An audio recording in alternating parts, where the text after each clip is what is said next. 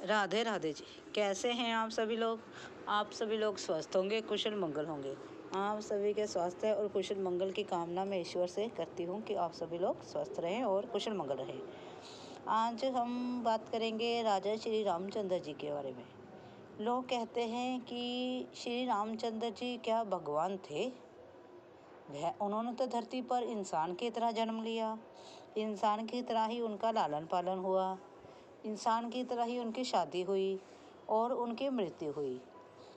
क्या वह भगवान थे? आप क्या समझते हैं? क्या वह भगवान थे? अगर समझते हैं थे या समझते हैं नहीं थे, प्लीज़ मुझे कमेंट ज़रूर करें। और जो इंसान इस धरती पर जब भी भगवान इस धरती पर जन्म लेते हैं तो वह इंसान के रूप में ही जन्म लेते हैं। अब जब कल्कि अवतार होगा वह भी तो इंसान के रूप में होंगे। इसी प्रकार श्री रामचंद्र जी ने भी है तो वह विष्णु जी के अवतार थे। उन्होंने धरती पर जन्म लिया, एक राजा के घर में उन्होंने जन्म लिया। उन्होंने जन्म लेने के बाद कितने सारे कार्य किए।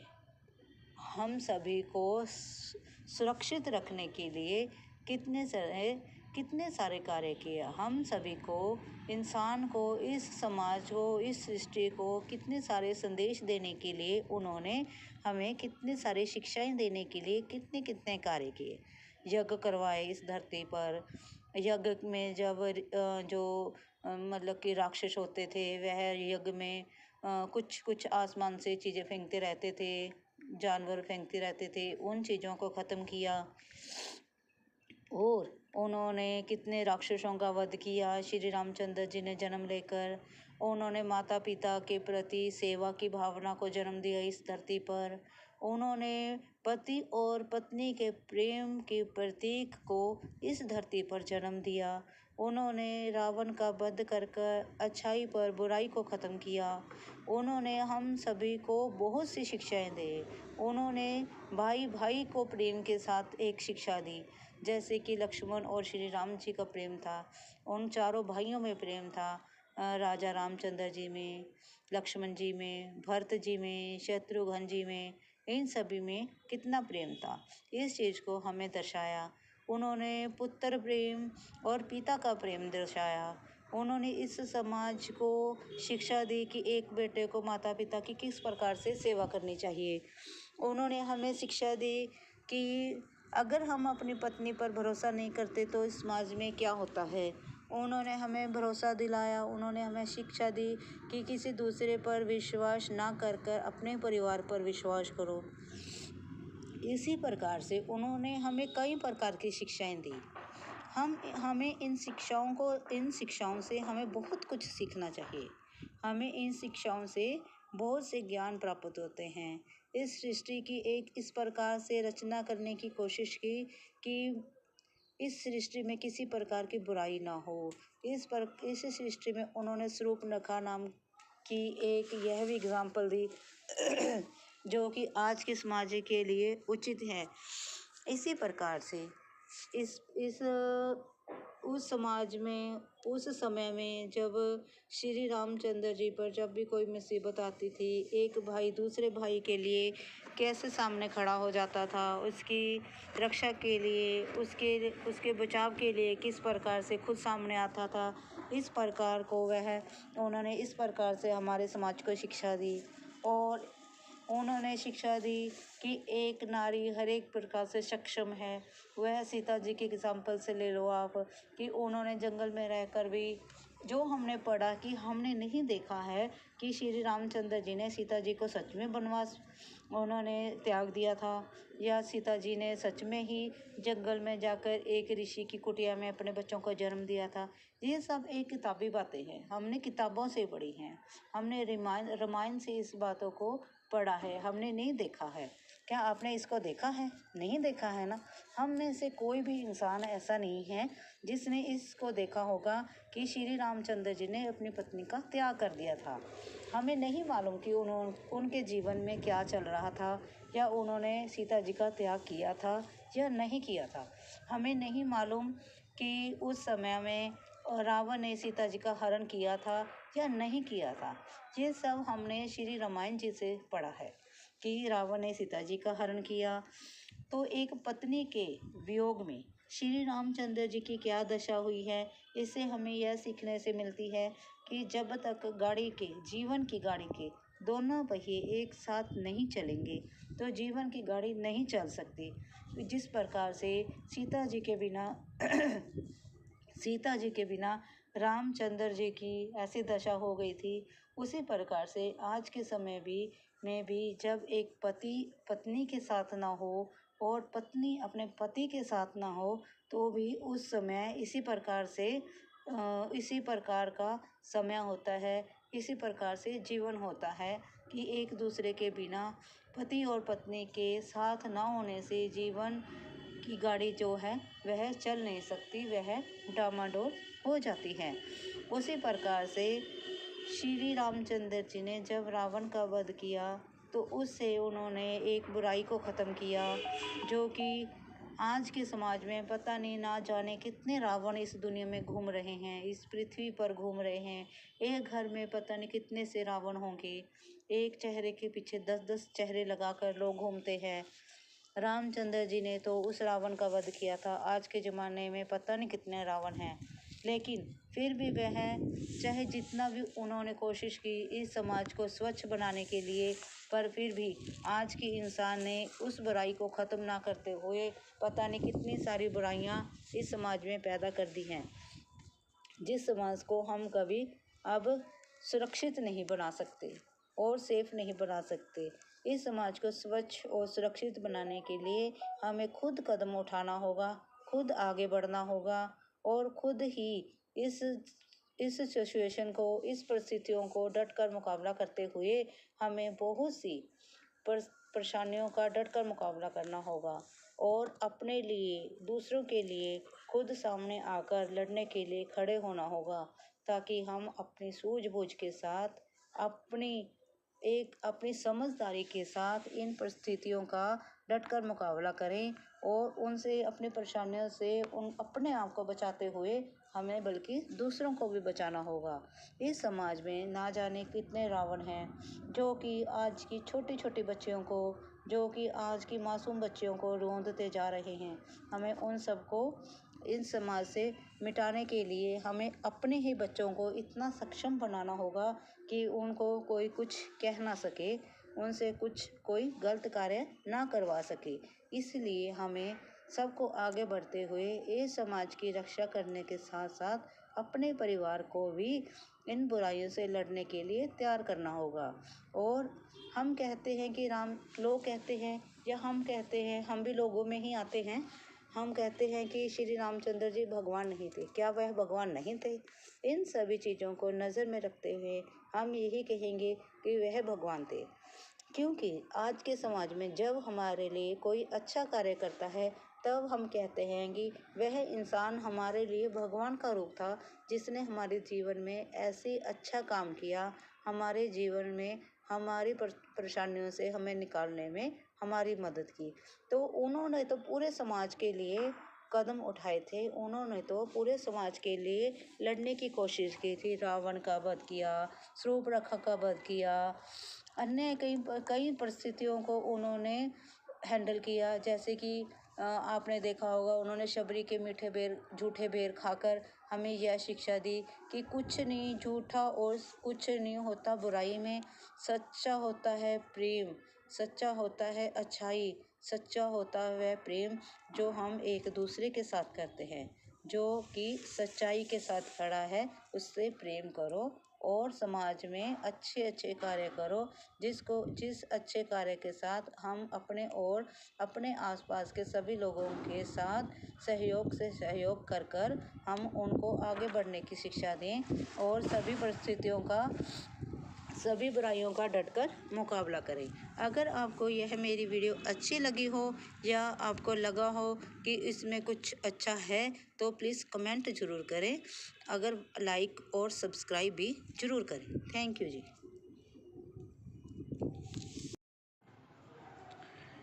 राधे राधे जी, कैसे हैं आप सभी लोग? आप सभी लोग स्वस्थ होंगे, कुशल मंगल होंगे। आप सभी के स्वास्थ्य और कुशल मंगल की कामना मैं ईश्वर से करती हूँ कि आप सभी लोग स्वस्थ रहें और कुशल मंगल रहें। आज हम बात करेंगे भगवान शिव की और पार्वती जी की। भगवान शिव और पार्वती जी जो इस सृष्टि के रचता है, जो इस सृष्टि में करता धरता है, जिन्होंने इस सृष्टि को बनाया है, जो इस सृष्टि के कण कण में वास करते हैं, जो इस सृष्टि में रहने वाले हर पल, हर व्यक्ति, हर इंसान, हर जीव जंतु के स्वामी हैं। उनकी कृपा से यह पृथ्वी चलती है। इस उनकी कृपा से हमारे यहाँ कहते हैं कि ईश्वर की मर्जी के बिना तो एक पत्ता भी नहीं हिलता। शिव ही सब कुछ करता है, शिव ही पालन करता है, वह सब कुछ करने वाले हैं, उनके बिना कुछ भी नहीं है। इनकी बात क्या करें, वह सभी पशु पक्षियों जीव जंतुओं के स्वामी हैं, तभी तो उनको पशुनाथ भी कहा जाता है। पशुनाथ कहने से भाव ये नहीं है कि वे पशुओं को पालने वाले हैं। पशुनाथ का भाव है वह सभी पशु पक्षी जीव जंतु मानव, हर एक, हम भी एक पशु हैं, हम सभी के वह रखवाले हैं, हम सभी की वह रक्षा करते हैं। और जिस जिस इंसान को जिस चीज़ की ज़रूरत हो, जो इंसान के लिए अच्छा हो, वही वह भगवान उस इंसान को देते हैं। हम कहते हैं कि हमें डीसी बना दो, भगवान जी ने हमें डीसी थोड़ी बनाना है। भगवान जी ने हमें मेहनत करने का समय देना है। उन्होंने हमें सिखाया है मेहनत करो, मेहनत करो, परिश्रम करो। अपनी मेहनत के दम पर ही तुम किसी चीज़ में सफल हो सकते हो। बिना किसी चीज़ के, बिना किसी सफलता के तुम सफल नहीं हो सकते, बिना किसी मेहनत के तुम सफल नहीं हो सकते। आप शिव भगवान और पार्वती के जीवन से ही ले लो। उनके जीवन में कितनी कठिनाइयाँ, कितनी परेशानियाँ और कितना कुछ उन्होंने झेला। विष पान किया, देवी देवताओं के साथ उनको समझाना, गणेश जी के साथ युद्ध होना, माँ पार्वती जी का गणेश जी को अपनी गुफा के बाहर पहरेदारी के लिए खड़े करना, एक पिता और पुत्र में संवाद होना, कार्तिकेय और शिव जी के जीवन से ले लो आप, माँ पार्वती और शिव के जीवन से ले लो आप। इन सभी भगवान के जीवन में क्या कम है परेशानियाँ? सभी के जीवन में परेशानियाँ होती हैं, भगवान के भी हैं, पर उन्होंने अपने जीवन के साथ साथ हमें जीवन से लड़ने की शिक्षा दी। उन्होंने यह दिखाया जब परेशानियाँ ईश्वर के जीवन में भी हो सकती हैं तो हमारे जीवन में क्यों नहीं हो सकती।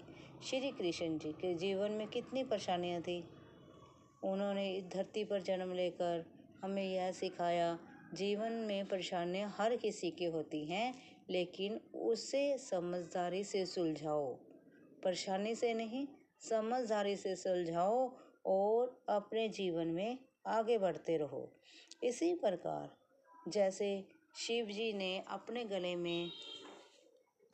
गले में सिर काट कर सिर मुंड, जैसे कहते हैं कि मुंडमाला पहनी हुई थी, एक मुंड मैंने सिर की माला बनाकर पहनी हुई थी। एक दिन पार्वती जी ने उनसे पूछा कि आपने ये माला क्यों पहनी है, ये खोपड़ियों की माला आपने क्यों पहनी है। तब शिव जी ने उन्हें बड़े प्रेम से समझाया, हे पार्वती, ये तुम्हारे ही सिर हैं, ये 108 सिरों की जो माला है ये तुम्हारे ही सिर हैं। ये तुमने जिस जिस जन्म में जब तुमने जन्म लिया, ये तुम्हारे सिर मैंने माला के रूप में पहने हैं। अब तुम्हारा 108वां जन्म है, इसलिए यह 108 सिरों की माला मैंने अपने गले में धारण कर ली। इससे उन्होंने ये समझाया है कि पति पत्नी शिव पार्वती एक, ये नहीं कह सकते कि एक दूसरे के अगर वियोग में हम बिछड़ जाते हैं तब हम अलग हो गए, नहीं। वो कहते हैं ये संबंध ऐसा है जिससे हम कभी भी अलग नहीं हो सकते। ये पति और पत्नी के लिए प्रेम का प्रतीक है उन्होंने इस माला से हमें यह शिक्षा दी है कि वह अपने जीवन में एक पति के हैसियत से वे पार्वती जी से कितना प्रेम करते हैं, और उसी प्रकार से हमें भी एक दूसरे की रिस्पेक्ट करते हुए, एक दूसरे का आदर करते, सम्मान करते हुए एक दूसरे के लिए हमें कदर करनी चाहिए, एक दूसरे के लिए हमें सहयोग देना चाहिए, ना कि हमें एक दूसरे के लिए लड़ना झगड़ना चाहिए।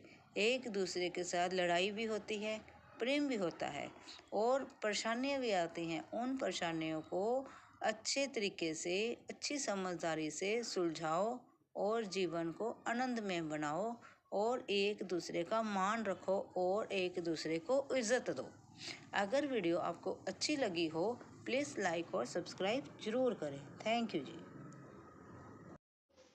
हेलो माय यूट्यूब मेंबर्स, आप सभी का मेरे यूट्यूब चैनल पर आपका स्वागत है। मैंने आप सभी के लिए मेंबरशिप ऑन कर दी है। आप चाहें तो मेरी मेंबरशिप भी ले सकते हैं और मैंने अपनी वीडियो में कुछ आर्टिकल्स के लिंक डाले हैं। आप चाहें तो मेरी पसंदीदा वह आर्टिकल्स देख सकते हैं और ख़रीद भी सकते हैं। उस लिंक पर जाएं और आर्टिकल देखें, पसंद करें और ख़रीदें। आप सभी का बहुत धन्यवाद होएगा। थैंक यू जी।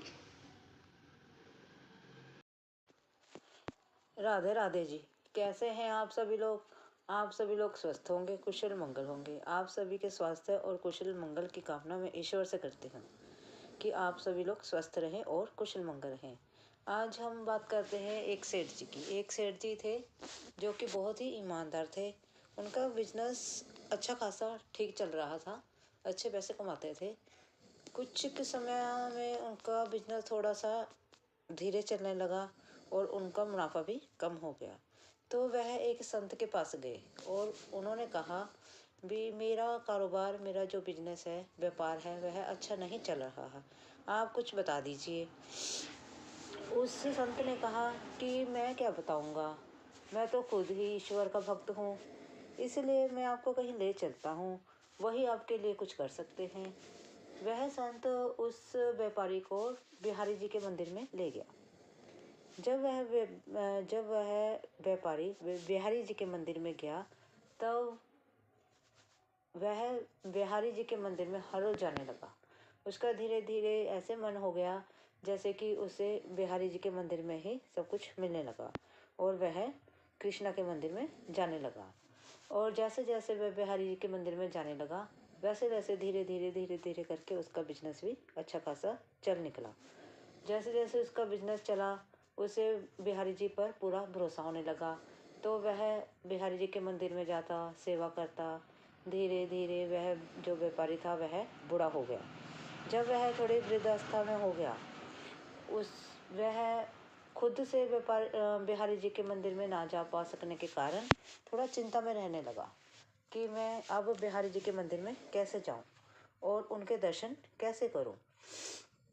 इसी चिंता में वह लगा रहता। एक दिन जब उसे सूचना मिली कि हमारे यहाँ से कुछ लोग बिहारी जी के मंदिर में जा रहे हैं, तब उस व्यापारी को एक युक्ति सूझी। वह किसी के पास गया, कि किसी पहचान वाले के पास, जैसे किसी हम पहचान वाले के पास जाते हैं कि आप माथा टेकने जा रहे हो कि मेरा भी टेक देना। इस प्रकार वह व्यापारी किसी जान पहचान के यहाँ गया और उसने उसे कहा कि आप बिहारी जी के मंदिर में जा रहे हो, तो आप मेरे इन पैसों से बिहारी जी के यहाँ सेवा में लगा देना, उनकी यहाँ सेवा कर देना। उस व्यक्ति ने कहा ठीक है जी। वह उस व्यापारी से पैसे लेकर व्यक्ति बिहारी जी के मंदिर में चला गया और उसने, जैसे व्यापारी ने उसे कहा इस चीज़ की सेवा करनी है, उसने उस प्रकार से वहाँ पर सेवा कर दी। जब उसने वहाँ उन पैसों से सेवा की तो उसमें उसके कुछ पैसे अपने पर्सनल पड़ गए कि वह उस व्यापारी के पैसे दिए हुए कम पड़ गए। तो उस व्यक्ति ने अपने पास से कुछ पैसे उसमें जोड़ दिए और बिहारी जी की सेवा में लगा दिया। तब उस व्यक्ति ने सोचा अब इतने कुछ पैसे मैं उस व्यापारी से क्या मांगूंगा, सेवा ही तो करनी थी, उसने की या मैंने की एक ही बात है। पैसे तो उसी ने दिए थे, अगर इसमें से मेरे थोड़े पैसे पड़ गए तब क्या बात है, इसमें कोई फर्क नहीं पड़ता।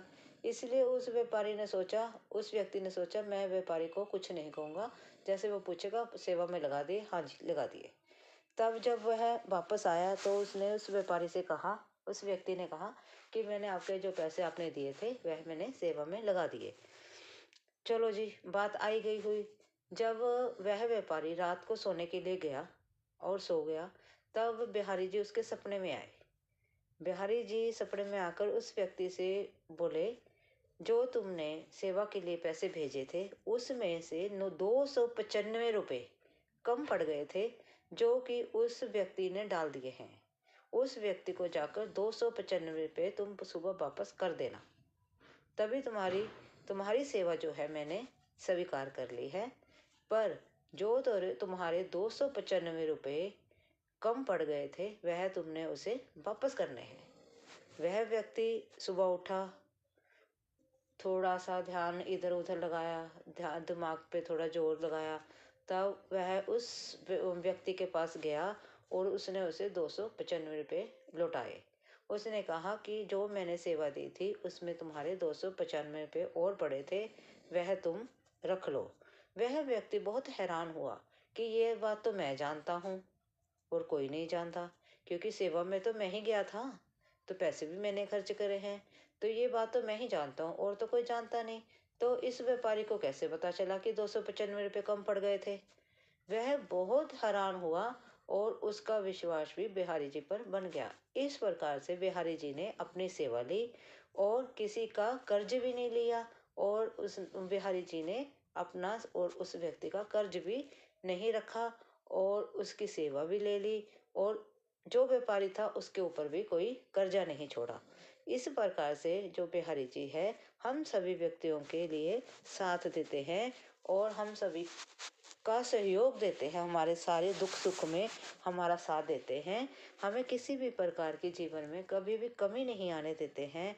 वह हर समय हमारे अंग संग रहते हैं।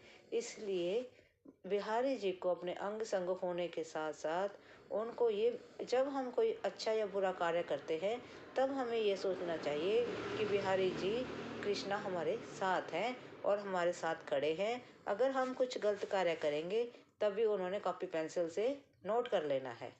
इसी प्रकार से हम अपने बुरे कर्मों से पीछे हट पाएंगे और अच्छे काम करने की हमें लगन होगी। और आप देखो उस व्यापारी से बिहारी जी ने, कृष्ण जी ने किस प्रकार से मदद ली और उसका कर्ज कैसे चुकाया।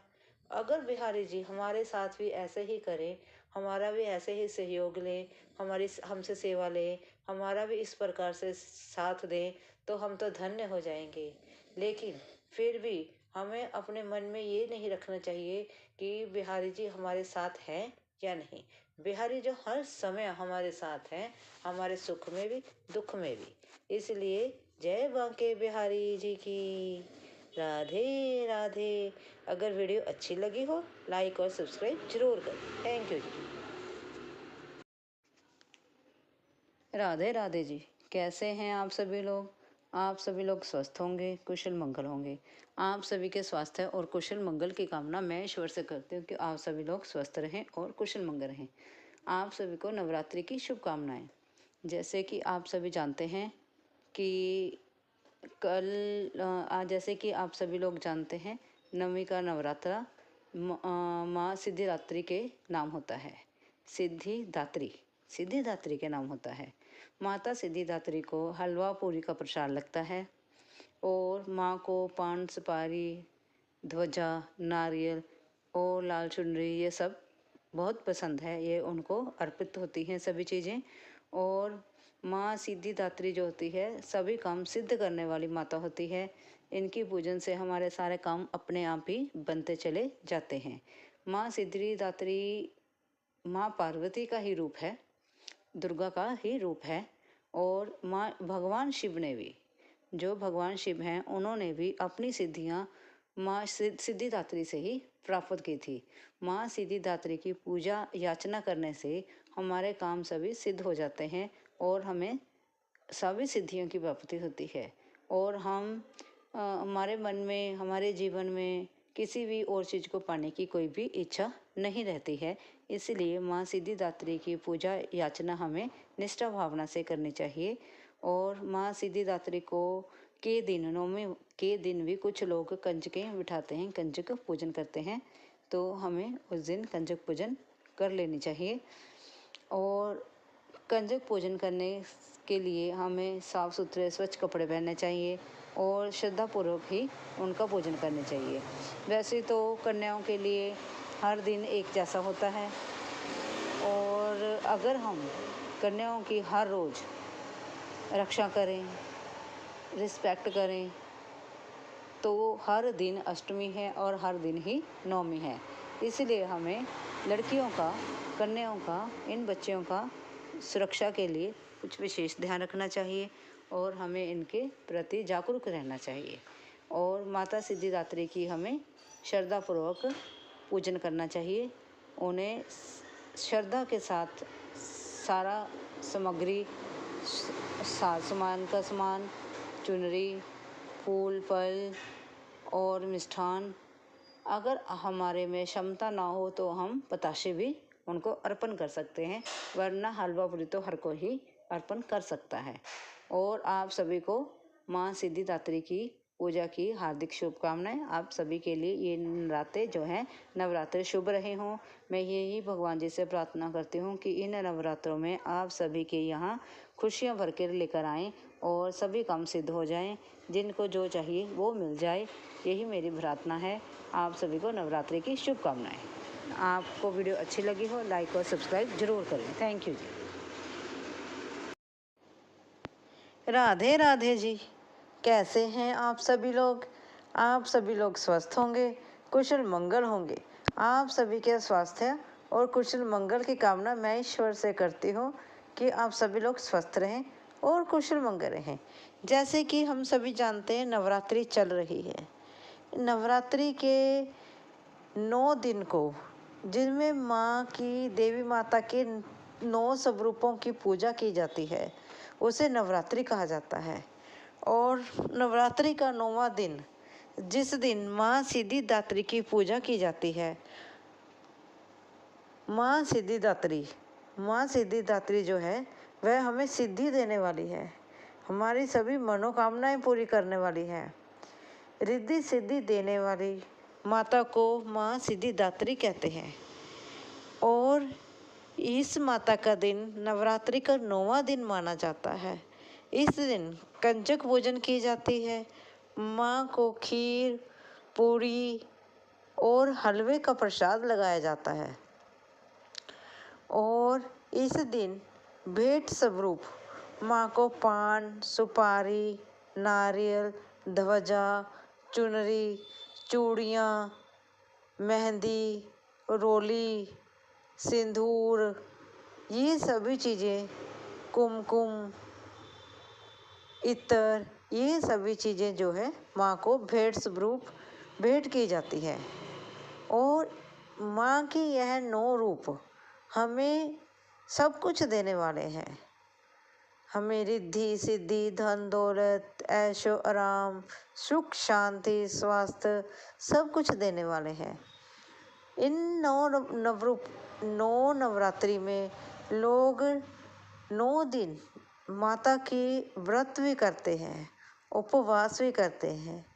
और जो लोग उपवास करते हैं, श्रद्धा भावना से पूजन करते हैं, माँ की सेवा करते हैं, माँ का पूजन करते हैं, माता रानी उनकी सभी मनोकामनाएं पूर्ण करती है और उन्हें शीघ्र ही दर्शन देती है। माता रानी का व्रत रखने वालों को पर माता रानी बहुत ही प्रसन्न हो जाती हैं, जल्दी शीघ्र प्रसन्न होकर उन्हें आशीर्वाद देती हैं और उनकी सभी इच्छाएं पूरी भी करती हैं। जो 9वां दिन होता है, इस दिन आपको ये तो सभी को पता है, खीर पूड़ी हलवा प्रसाद लगता है। 9वें दिन कंजक पूजन की जाती है। कंजक छोटी छोटी लड़कियों को घर बुलाकर उनके पैर धुलाकर श्रद्धापूर्वक प्रेम से उन्हें साफ स्वच्छ भोजन कराया जाता है और उन्हें भेंट स्वरूप तोहफे भी दिए जाते हैं। अपनी अपनी समर्थ अकॉर्डिंग उन्हें तोहफे दें। तोहफे भी ऐसे दें जो उन बच्चियों के काम आए। कोई पढ़ाई का सामान दे दें, पढ़ने लिखने का सामान दें, कापी किताब पेंसिल दें, अन्य प्रकार की सामग्री दें, ताकि जो उनके ज़रूरतमंद का सामान हो, ऐसे हमें उन्हें साजो सामान का देना चाहिए।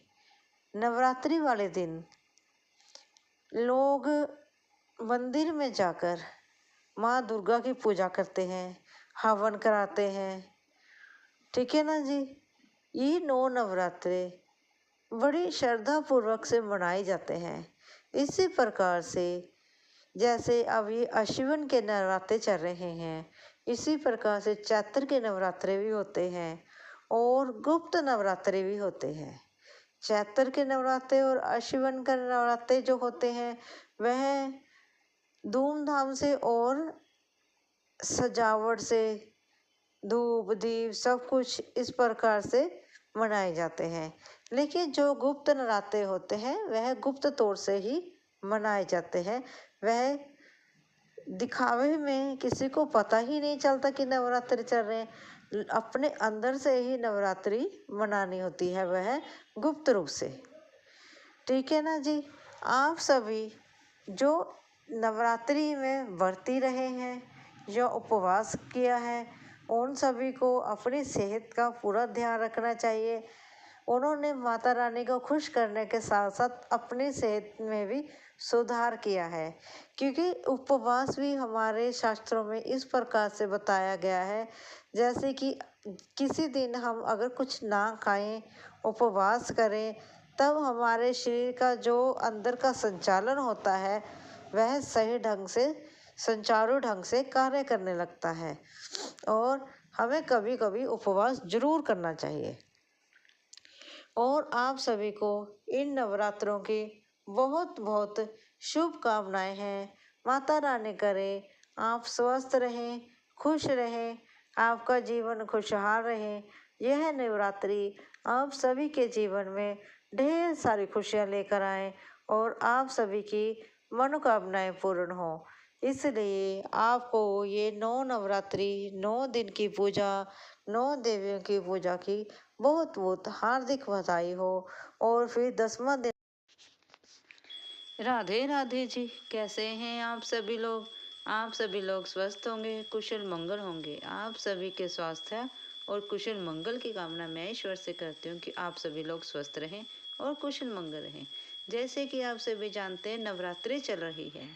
माता ब्रह्मचारिणी का दूसरा नवरात्रा है, जो कि माँ दुर्गा का ही रूप मानी जाती है।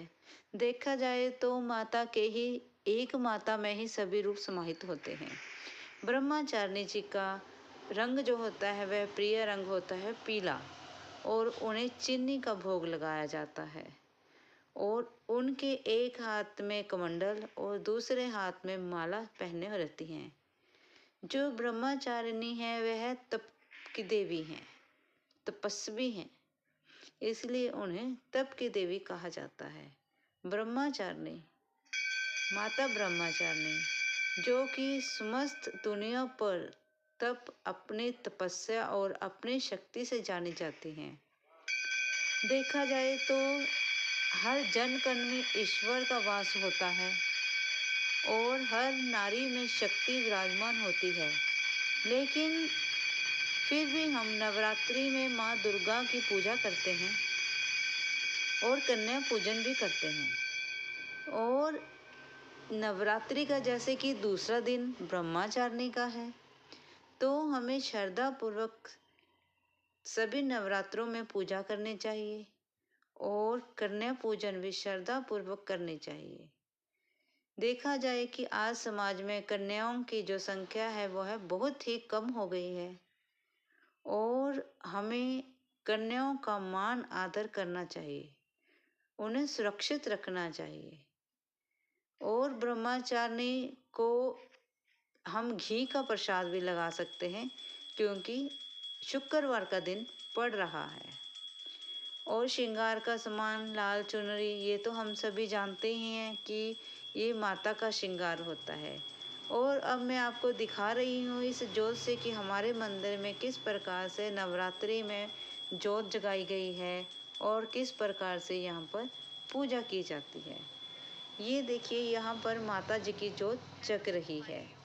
और देखिए मैंने अपने वीडियो में कुछ लिंक भी डाल दिए हैं जहाँ पर जाकर आप अपने पसंदीदा सामान खरीद सकते हैं।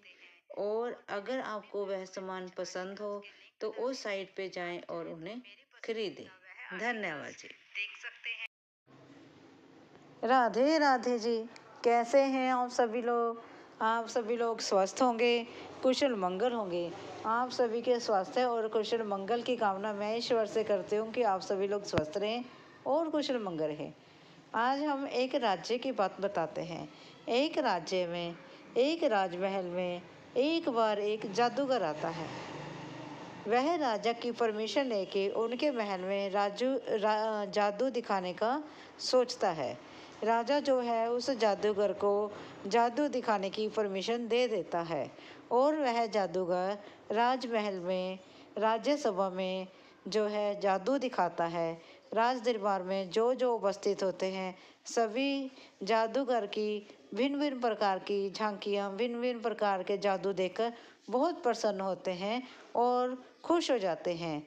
तब जादूगर जो है वह भी उन्हें खुश देखकर बहुत प्रसन्न होता है कि सभी लोगों को मेरा जादू बहुत पसंद आया।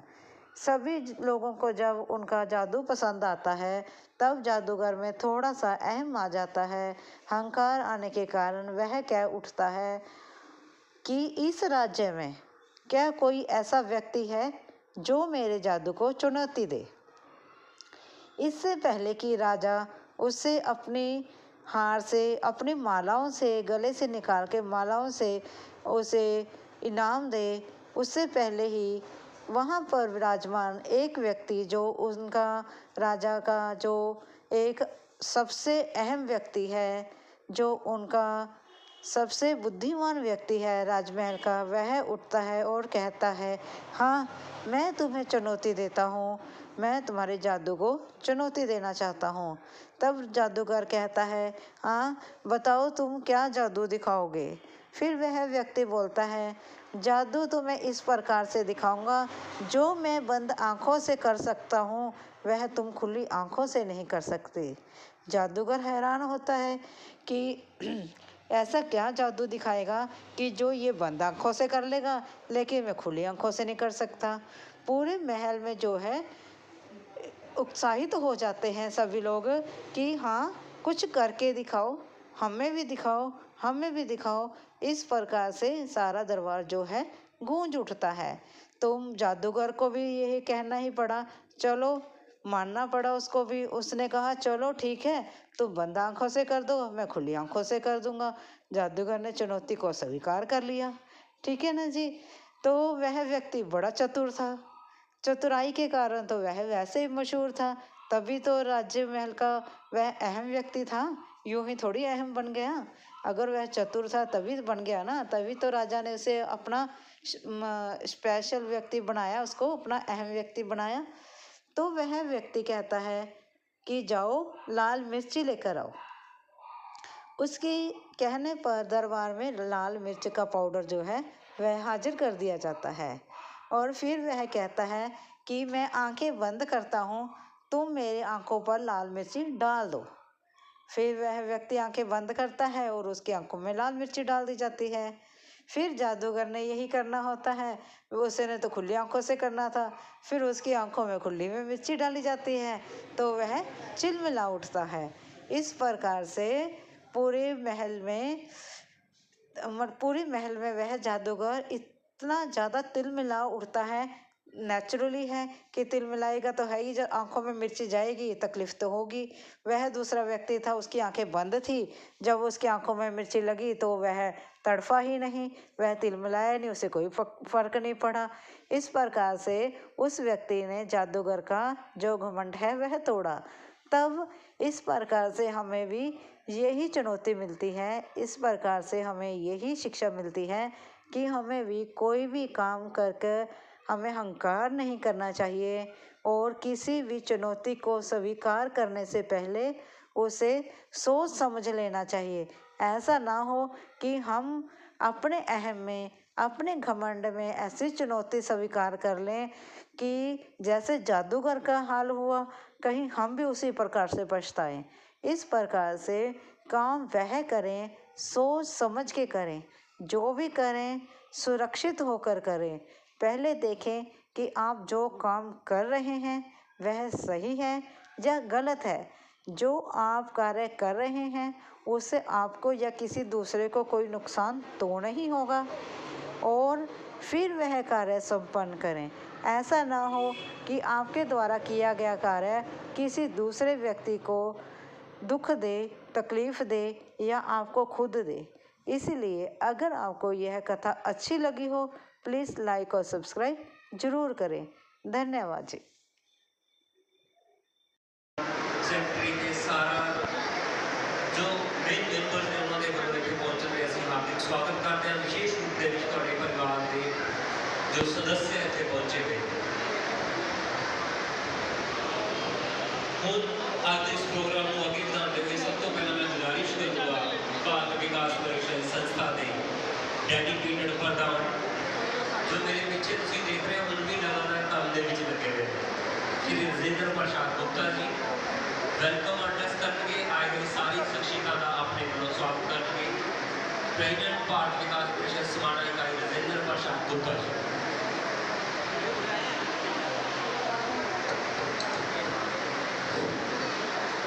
भारत माता की, भारत माता की। Good evening all of you, all respected chief guest Shri Yashpal Singla, ex president नगर कौंसल समाना, और नाम साढ़े मिस्टर दर्शन मित्र जी, MC साहब मिस्टर विजय सिंगला जी गाजीवास वाले समाज सेवी आते और नाम पत्नियां घर पत्नियां साढ़े रिस्पेक्टेड मेंबर्स आते और फैमिलीज मैं उन्होंने इतने पहुंचे थे सब तो पहला मैं दिलों स्वागत करना जी आया। जिवें कि आपको पता ही है एक परिवार मिलन कोई किसी क्लब का ही तरह का टेंशन नहीं है। प्योर हिंदुस्तानी जो साढ़े रस्म रिवाज ने उन्होंने दुख रखते हुए ही भारत विकास परिषद की आज तो 60 साल पहले तकरीबन स्थापना की गई थी। उस कड़ी के तहत पूरे हिंदुस्तान के 3000 के ऊपर ब्रांचेज ने, उसी तरह समाना ब्रांच भी एफिलेटेड है। आज ये मौका सिर्फ एक मिलन का नहीं सगों साड़ी भारत विकास फैमिली प्यार एकता के सहयोग मनाने का सुहावना मौका, क्योंकि जो परिवार इकट्ठे बैठते हैं हंसते हैं गल्लां करते हैं तो उस संगठन सिर्फ संस्था नहीं परिवार बन जाता, परिवार का रूप धारण कर लेता। रिश्ते वो नहीं होते जो सिर्फ नाम बन जाते हैं, रिश्ते वो नहीं होते जो सिर्फ नाम बन जाते हैं, रिश्ते वो नहीं जो प्यार के जितना निभाए जाते हैं। इसी करिए तहत मैं महसूस करता कि जो एक साडा है एक सालाना उत्सव है भारत विकास परिषद का, हर एक बंदे को इंतजार होती है कि कदों आवे दिन कदों असीं फैमिली गेट टूगेदर के अपने बच्चे नाल इंजॉय कर सकीए। पिछले एक साल दौरान मैनूं भारत विकास परिषद का प्रेसिडेंट होने का मौका मिला। ये मेरे लिए मान सम्मान और खुशी की गल रही है। इस एक साल में असीं सब ने सारे मेंबरों ने मिलकर कई समाजिक सेवा के काम किए, पर सच ये है कि कोई भी व्यक्ति इकट्ठा कुछ नहीं कर सकता। हर काम के पीछे पूरी टीम, हर एक मेंबर और फैमिली का पूर्ण रूप से कोऑपरेशन सहयोग रहा। आज जो मेरी प्रधानगी एक साल पूरा हो जा रहा है, इस दौरान मैं पूरी लगन संस्था की जिम्मेवारी निभाने की कोशिश की। मैं दिलों अपने सारे को मेंबर्स आके उन्होंने फैमिली का धन्यवाद करना चाहूँगा जिन्होंने हर स्टेप के उत्ते मैंने पूर्ण रूप में सहयोग दिता। थोड़े सहयोग सलाह के हौसले बिना ये सब बड़ा मुश्किल सीगा, पर मैंने सुहावना लगे क्योंकि थोड़ा सहयोग मेरे नाल सीगा। सफर चंगा उदी हुंदा जिथे साथी चंगे मिल जान, सफर चंगा उदी हुंदा जिथे सारे साथी चंगे मिल जान। राह मुश्किल होवे तां कदम आसान हो जाते हैं। मैं खास तौर पर भारत विकास परिषद टीम का धन्यवाद करना चाहूँगा जिन्होंने हर समय मेरा साथ दिता अरे संगठन की सेवा को अगे बढ़ाया। इस सारे फैमिली मैंबर्स का भी खास तौर करना चाहूँगा क्योंकि जो परिवार का सहयोग मिलता तो कोई भी मैंबर अगे हो के बिना किसी संकोच तो बिना किसी चीज को सेवा करता अपना योगदान पा सकता। आज का समागम सानू याद दिलाता कि साडी सब तो बड़ी ताकत एकता दोस्ती है परिवारिक माहौल है। एकता भी ताकत है। एक सब जानते हैं जो दिल मिल जाता है तो आप क्या बन जाते हैं। अखीर में यही कहना चाहूँगा कि साडा परिवार ऐसे ही इकट्ठे रहे प्यार और सेवा की भावना अगे बढ़ता रहे समाज को लाई रही असी सारे मिलजुल के काम करते रहे मुस्कुराहटा बढ़ते रहिए प्यार बढ़ाते रहिए यही असल खुशी है मिलकर जीवन सजाते रहिए। थोड़ा सारा प्यार सहयोग करके सत्कार लिए मैं कोई फिर दिलों धन्यवाद करना जय हिंद। पोचा लगवाने वाली नौकरों से तुम तो धिकार की ओ पत्नी क्यों न करें तेरी आरती। जय जय जय पत्नी रानी तुम तो हो मेरी रानी करती हो तुम मनमानी हम सब उतारे तेरी आरती ओ पत्नी हम सब उतारे तेरी आरती। धूप दीप ना तुझको भावे ना कपूर ना भाती धूप दीप ना तुझको बनावे ना दीप ना भाती। लाल लिपस्टिक तुमको भावे पाउडर से हर साथी हमको उल्लू बनाने वाली पागल बनाने वाली लगती हो भोली भाली हो तुम बंदूक की नाली सारी कमाई तुम डकारती ओ पत्नी हम सब उतारे तेरी आरती। जय जय जय पत्नी रानी करती हो तुम मनमानी हम सब उतारे तेरी आरती। सारियां लिखना होगी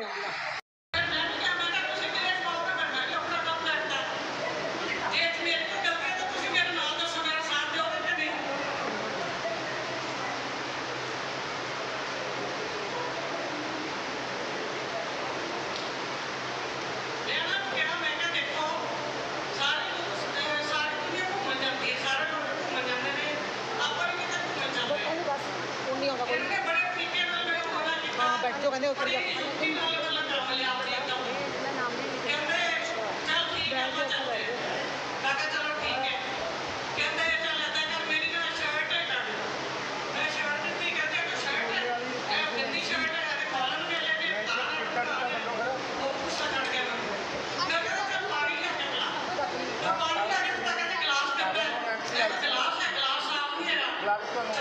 लड़ाई हो गई साड़ी